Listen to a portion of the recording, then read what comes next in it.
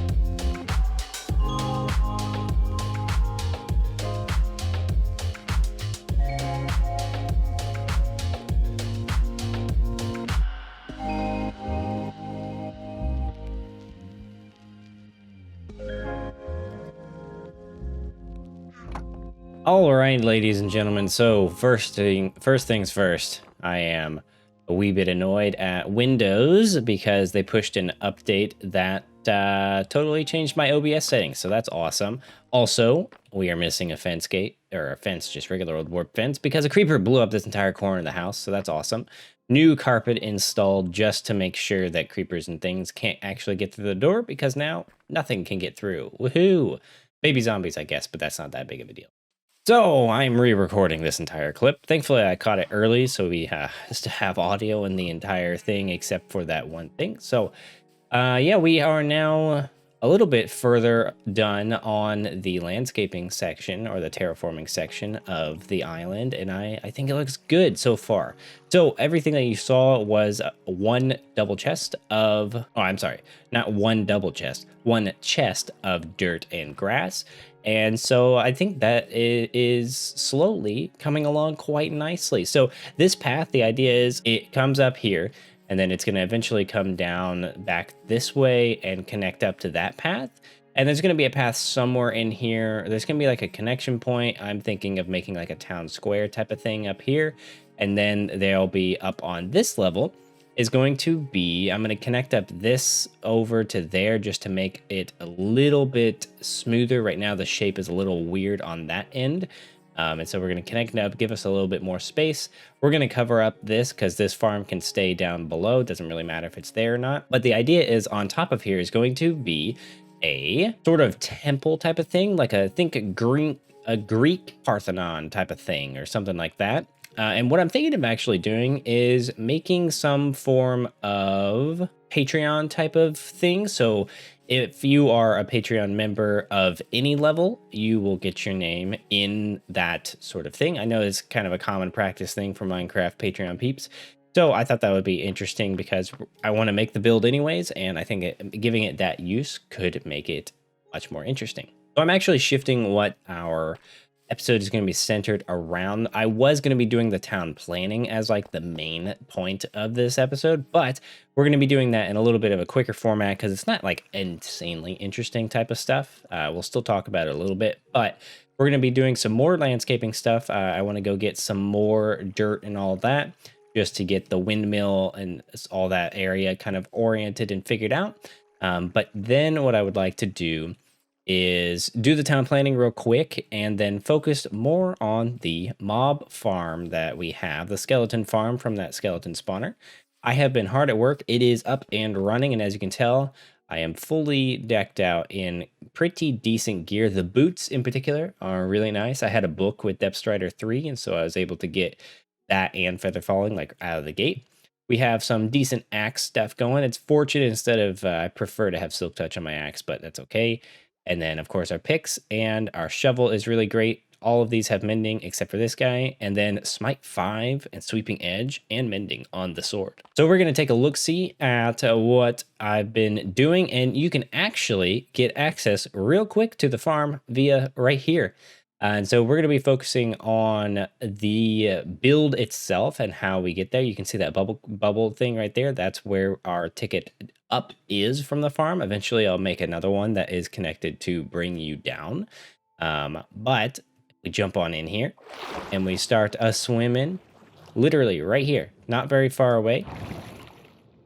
This is where the farm is located. And so if we go on down here, we get to this little room right here. And we have to, I do this just for protection's sake, but here it is. This is the farm. And I have obviously been sitting around doing some of this stuff is junk stuff from digging it out, but we've got a whole bunch of stuff. And so the idea is that if I can get my camera account here, I'll take a look-see through with you.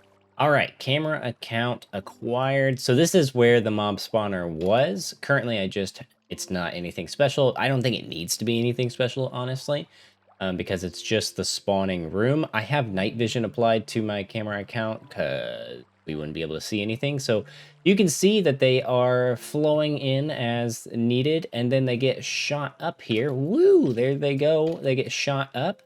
And if you're wondering how to do a bubble column with undead creatures, this is how at least I saw it.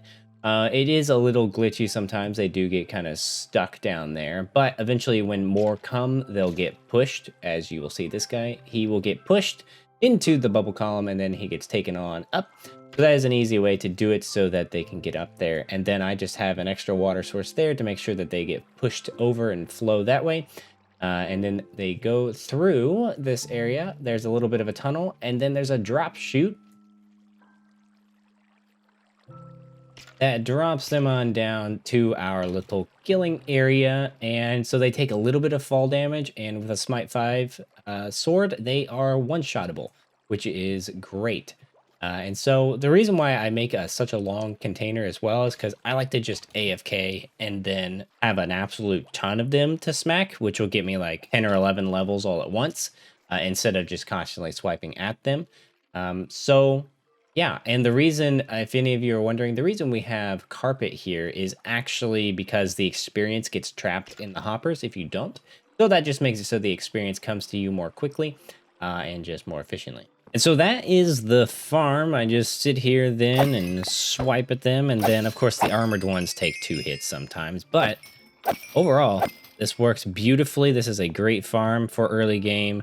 And it's fully expandable as well. Like, I'm just going to, if we need to expand, I'll just expand down and make the chest bigger and longer. But, of course, we don't necessarily need that. They are already pretty full, I will say. But a lot of it's junk. So most of the junk stuff... I could go insane and make a smelting thing to smelt up all the gold gear, but I don't know if I'm that insane. Ooh, Depth Strider 3 feels glorious to have. Now I need to get some Frostwalker boots to put on so that we can get kind of some lore going on how to traverse between the islands, but we'll cross that bridge, ice bridge, when we get there. What we're going to do now is jump back into a time lapse because I'd like to, well, I have a texture to show you actually, but what I want to do for this build is actually think about making some form of interesting like submarine, but it's going to be like a old wooden submarine. So like a very ancient type of thing, not something that would be of modern standards. And I'm thinking of doing it like that so that then we can have maybe a tinted glass tube that goes down so you really can't see it that well underwater. And I think that would be actually pretty interesting. We'll have like a drop chute that water will catch you, and then we'll have an up chute where you will get into the water elevator and get popped back out.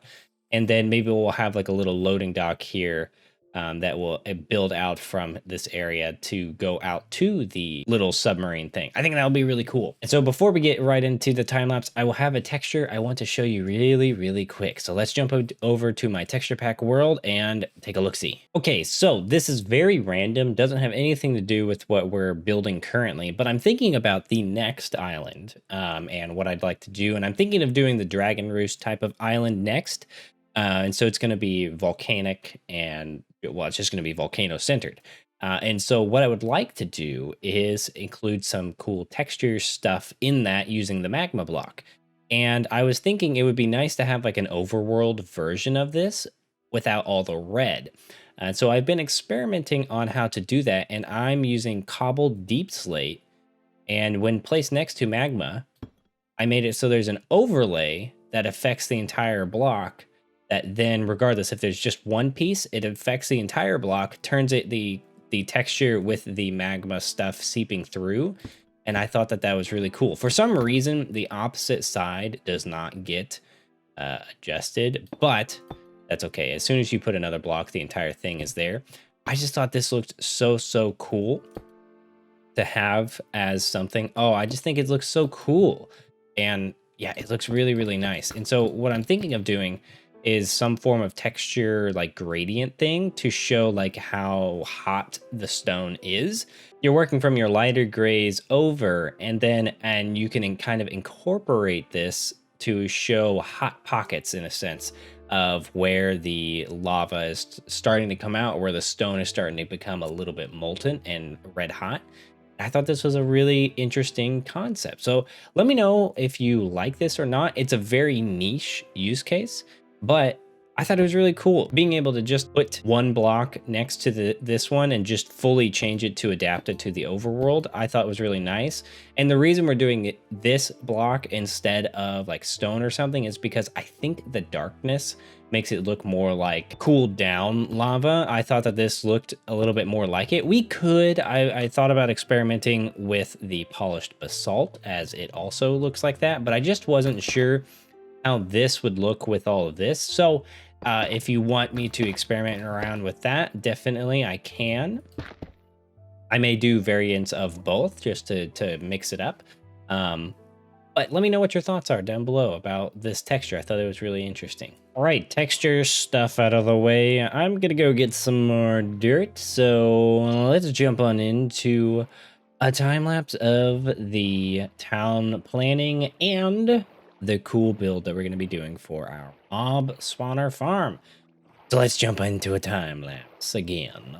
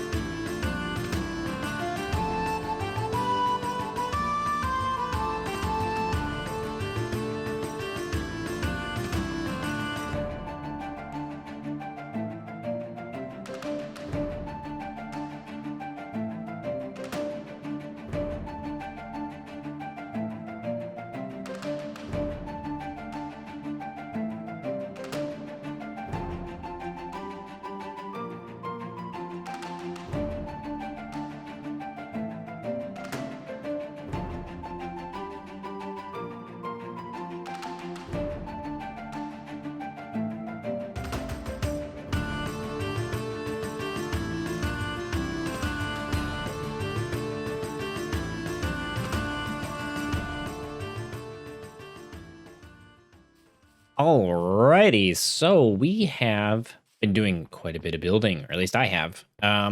So here we are. Here is our little submarine thing. I know some of you may be thinking, this isn't exactly fitting in with the style. That's okay. What I'm planning on doing is making this kind of the style of a ocean-based civilization or part of the traveling mechanisms that maybe the land over there does. Um, but I thought this was it's a total play off of the Wind Waker little submarines that you can run into. I'll try and throw an image up just to like show like where the inspiration came from. It's basically just me trying to recreate that because I thought it was so fun and such a kind of fun, unique way of making it so we had a tunnel. Now you can see the tunnel down there, which is all right. I'm gonna cover it with kelp and stuff to make it less obvious, but I think it looks so fun and cool. So you come in here, and I think it's got like a big periscope, and oh, I like it. I also like using the different stripped logs to indicate like giant boards. I think that looks super cool. And if we go down here, you can see you've got a window that's in there. The inside's not done. We're going to do that here shortly. But the idea is we'll be able to just swim over here. I may make like a little dock or something that extends down and then has a little walkway that's like a floating walkway. I think that could be really cool. But we can get in here, drop on down, and then we are inside our little submarine. And of course, I'm going to do the interior here in a second, but we've got a really cool little window. This needs to be replaced with some just regular stripped logs, which we can actually do right now. So there we go. That is a more complete look. And I'm thinking about putting some trapdoors or some similar oak logs on the outside, dark oak logs on the outside. I think that'll look really nice. And I don't need this to be like a crazy interior. I'm thinking about making it kind of just like a one room, like studio apartment type feel because there's not a ton of room. But I thought this was a really fun idea, and we could just make it like a traveling sort of underwater salesman person. So maybe we put some like fish tanks along the wall or something. I don't know. I think it could look really interesting. We can get direct access by falling all the way down here. And boom, here we are. We are now in our skeleton farm, and we are ready to do some skeleton farming. Yes, that's what it is. But I thought it was really cool, and then we can have direct access all the way back up. And up we go. There we go. Okay, cool. So yeah, I'm gonna do the interior here, but I wanted to do a little bit of exterior stuff just to give you an idea as to like what I'm kind of thinking. And I'm gonna use some of the pointed dripstone. I keep on calling them stalactites, but what we're gonna do is put them out here.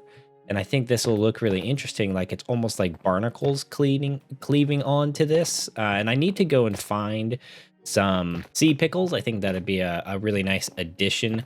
But currently don't have any sea pickles, so we're not going to be getting those anytime soon. I may go and try and find them for the end of the episode, but I just don't know if it's possible. And another thing we're going to add is some of this glow lichen. I think this will look really nice. It'll also light it up a little bit.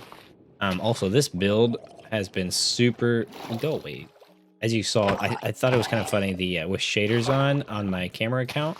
It definitely looks pretty funny when when I'm fighting people because I'm just like floating around because I made it so the water's like entirely clear. The nice thing about these are they are fully waterloggable, which is really, really nice. So you can actually just like throw them down like this. I think this is such a nice little aesthetic. Oh, drowning. I forgot. I don't have respiration, which is a bit of a sad thing right now. But we'll make do with it for right now. But look at that. Doesn't that look pretty cool? It just makes it look all barnacle-y and things. I think it's you have to suspend your imagination a little bit, but I think it looks pretty neat. And then we'll start doing this side. Yeah, so this is what we're going to be doing here in just the next like 20 minutes or so. And then I will try and find some sea pickles. And I'm also going to do the interior. So I'll see you at the end when all of this is done. All right, so the little submarine is fully done. Just making sure there's no creepers around because it was night. Fully done. Look at how barnacle-y it looks. I think it looks so good. I love this build. It's so silly, so fun, and very kind of cartoony. It's not like a normal build that I would normally do, but I really love how it's turned out. And the inside is entirely done now. It's pretty simple. You essentially just will run up. I'll make the dock type of thing once we figure out the cliffs and stuff. I don't want to deal with that right now. But you come down here and you're greeted with a lush green floor.